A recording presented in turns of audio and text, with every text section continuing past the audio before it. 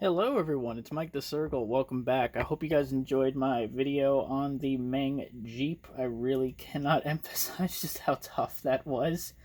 Uh, I need no award for that thing. I have it sitting right there on the left. You can probably see it a little bit. Sorry that the lighting is kind of weird here. That's just how it is. But that thing surprisingly got some good feedback, so thank you guys for being supportive of it. One of my friends, the homie Tank Dragon, says that it's one of my bests. So, that means a lot, You may not realize it, but that saying that just it means a lot to me. Someone saying that they really like my stuff. That's really cool. I just do this as a hobby, and the fact that I can share it with you guys and you guys like the stuff that I make, I just think that's like the coolest thing ever. Anyway, I'm getting too sappy here. Let's talk about some funny shit, or cool shit. This is the Dodge Charger. This is the one that I didn't do commentary over. I just did a slideshow. This thing has gotten mixed opinions. There's a dislike on the video. I think actually it might be two. And one person on Facebook said that they were very disappointed that I didn't go with a full replica of how the car looks in the movie. Obviously, it was just based. It's not 100%. It got screwed up. You might have seen it in the slideshow. The paint on this side got really, really rough and really, I don't want to say, it was almost like chalky. It had like a texture to it. I'm not sure exactly what happened there. I mean, I shook the can for a long time. It was kept in good conditions. I don't know if the paint was just defective when I first shot it. It was a brand new can as well. It came out great on this side, but for some reason on this side, it's like this weird, kind of, it almost feels like it had sand mixed in. You know what I mean? Like texture paint by Citadel. It felt like that in a way. But whatever.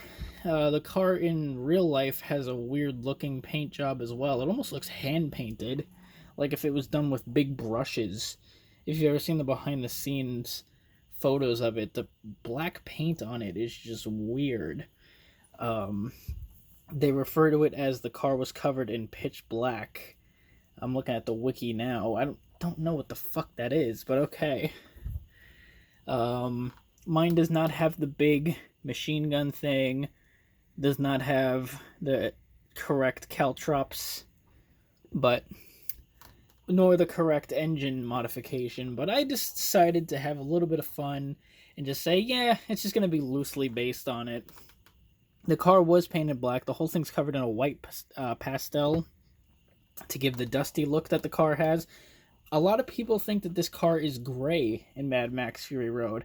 I was watching a Lego builder who built a replica of it, and he said I had to start over because I thought the car was gray. And he's not the only one that I've seen, but the car is black. It's just because of how much dirt and dust is everywhere that the car just gives that appearance that it's a light gray color. In fact, it is not.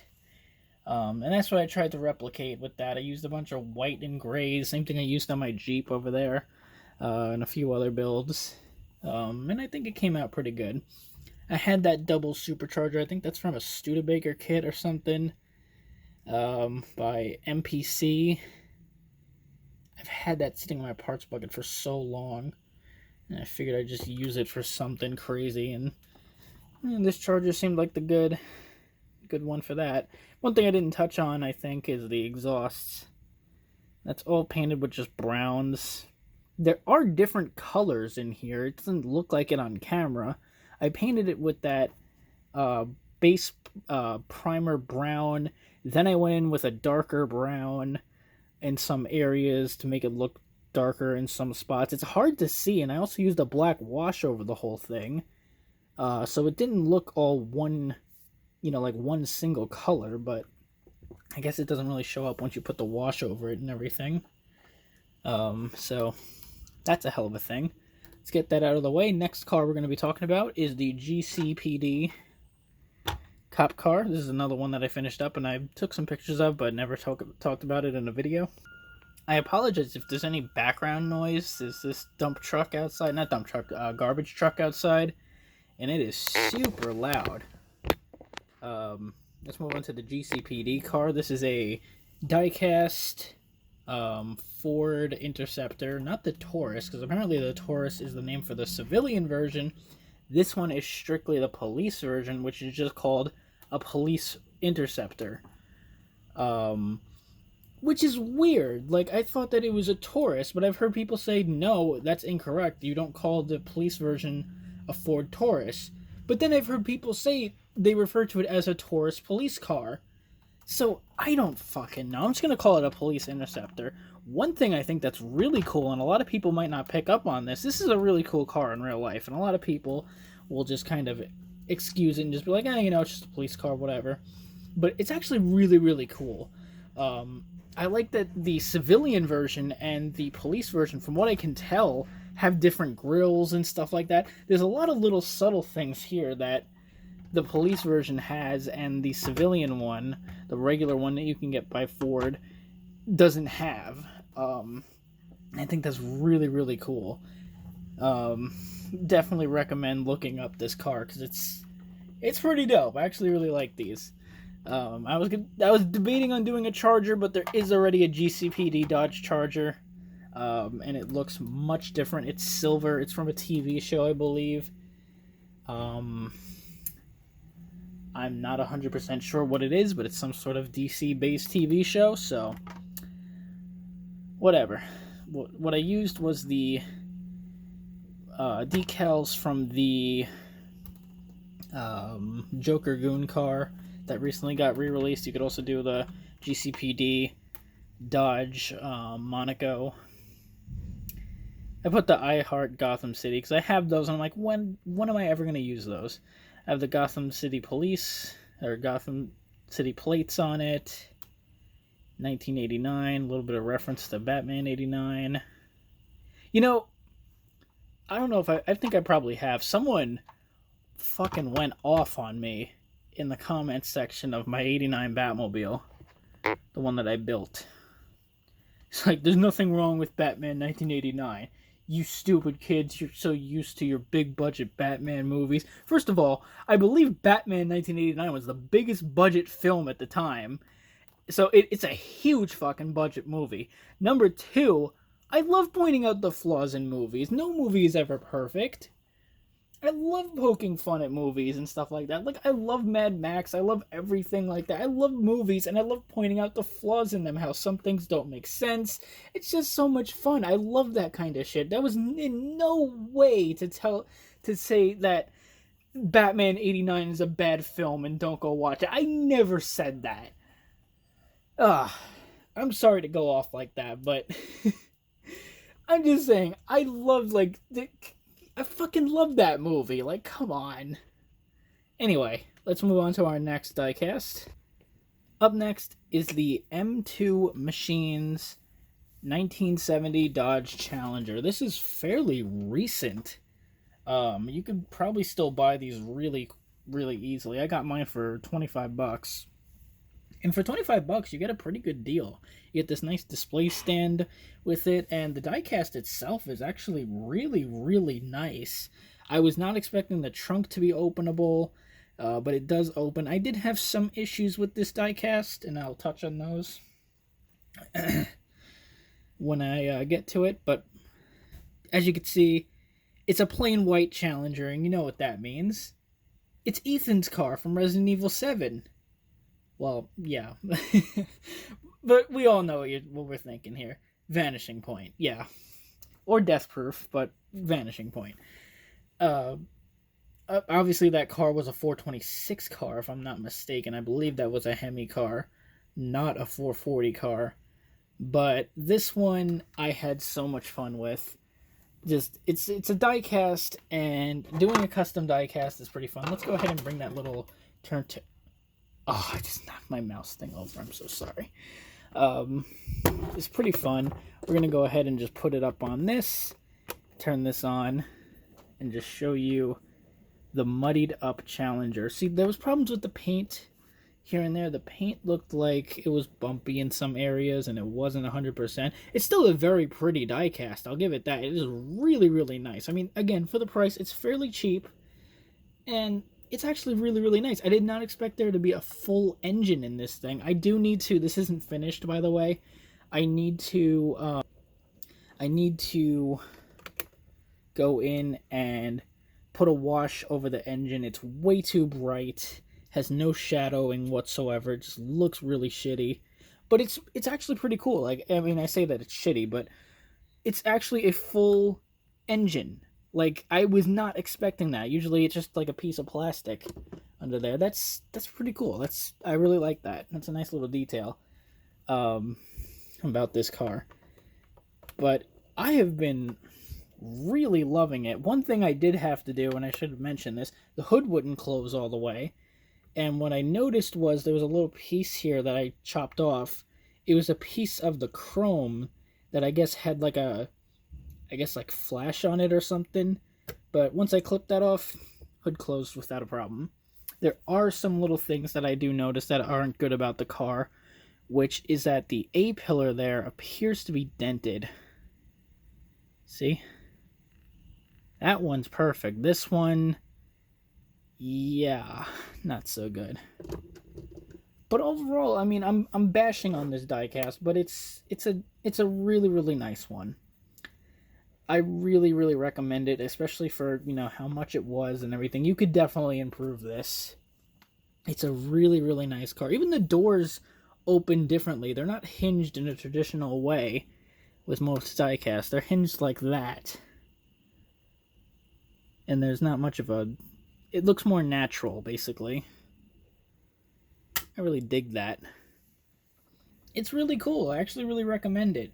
There are some things that make it stand out and not be a Vanishing Point Challenger. I guess they couldn't clear the rights, but I guess it's just a plain white Challenger. That's like saying that a black Dodge Charger is specifically for Fast and Furious. It's not. Back here is blacked out. You can see right here. Vanishing Point Challenger did not have that at all. The plate's kind of lame. It just says 1970. There's no attempt at making this car feel real and have an actual plate from somewhere on it, but you could fix that. Again, it's a 440 car. I believe the car in the movie is a Hemi car, which I believe, I don't know, I'm not 100% on that, but it might be. It has that little splitter in the front of it, and I'll show that off in a second, actually. I think that's what it's called. I can't remember what these are called, but those are from a TA Challenger, if I'm not mistaken. Right there. The Vanishing Point Challenger does not have that, nor does it have the standard bumper. It has those little things that I think are really ugly. These little things that pop out. There's a voice crack there. That's fantastic. What did I do to this thing? What I did was I took some brown paint, put it in a cup, and then added some water, mixed it around, and I took a brush and I held it like that, and I would just flick it onto the vehicle. And it's a wash. It's more, you know, it's paint, but it's more watered down, and I wanted to do that to give it more of a natural look to it. I feel like if I just used straight up paint, it would have looked a little bit silly, or a little bit too cartoony, maybe. So I did that to kind of make it look a little bit more like natural mud on a vehicle. And then I used a bunch of pastels on the side to kind of build it up on the bottom.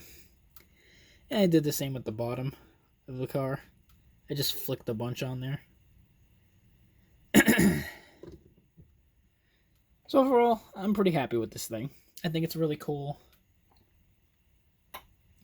I think it's a really dope looking diecast. And I can't really complain. My next build might come as a shocker to you guys. I think we're going to be building Lightning McQueen. Now, I know what some of you guys are thinking. Mike, what the fuck is wrong with you? And I'm going to reply to you right now. I don't know. There's a lot of things wrong with me. But there's a kit out by Revell of Lightning McQueen, and it's really cool. It has full engine detail and everything. I want to build it. I want to do it. And I think that's what we're going to do next. It'll be a nice little break. I just did that tough as shit Jeep Wrangler kit, whatever the fuck you want to call it. The thing's looking at me and it's laughing. It's flipping the bird at me. It's like, ha, you stressed yourself out with me. Screw you. Actually, no, I love you. You're my little baby. Anyway, I love my little Jeep. Let's get it in here. Actually, let's get the Challenger out of the way. There she is. Isn't she pretty?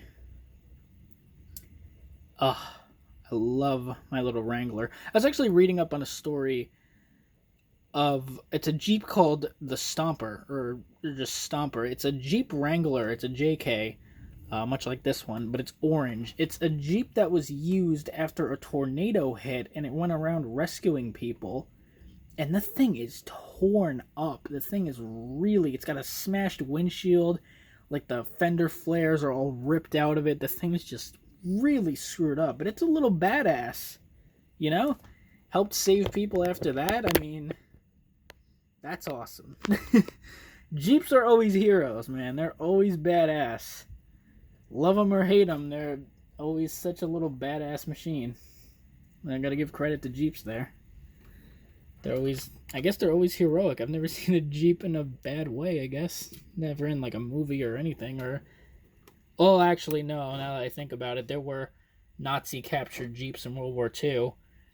And people said that they would see MBs with swastikas on them because they would capture American vehicles. Even Sherman tanks had that happen to them, which is a bit unfortunate. I actually didn't know that that was a thing, capturing vehicles during war. I thought you just blow everything up, but that's besides the point. Mike, don't get into shit like that. Anyway, let's bring another diecast in here to end the video, which is this guy. I bought this guy, and I don't think I ever talked about it. I bought it a long time ago. I think back when the movie came out. I don't like Fast and Furious. I never will. But this car is fucking beautiful. And it's a Roadrunner. I mean, their GTX, well, real-life car is a Roadrunner converted into a GTX, but god damn is it pretty. Look at that. It's Jada and it's big, yeah, but it is a really pretty car. I dig this thing, I really do. I love how in the movie they try to pass it off that this thing has 5,000 horsepower. Okay, if you said 1,000 or 2,000 even, I'd be like, okay. You know, maybe it's got a crate engine in it and something like that, you know, that's pumping out 2,000 horsepower. Maybe they're being generous and it has 1,700 horsepower or something like that. I could buy that. But 5,000? How does that happen without the block not breaking in half? That is... there's no way. I can believe everything else in Fast and Furious, but 5,000 horsepower? Nah, not happening. That's what puts Mike off. You gotta love my backdrop here too. My this is why I'm such a weird person, and I'm glad that other people have talked about this with me. I've talked about this with my friends as well. That I am the weirdest person ever, because I go from, oh yeah, badass 440 Roadrunner here, to, okay, yeah, I'm going to read about dragons. Because those are the books that I'm reading currently. I am a freaking weird individual. Anyway, this is a 20-minute video. I'm so sorry. I will see you guys next time. Hope you guys have a good one. And if you stayed to the end of the video, well, thank you. And I will see you guys next time.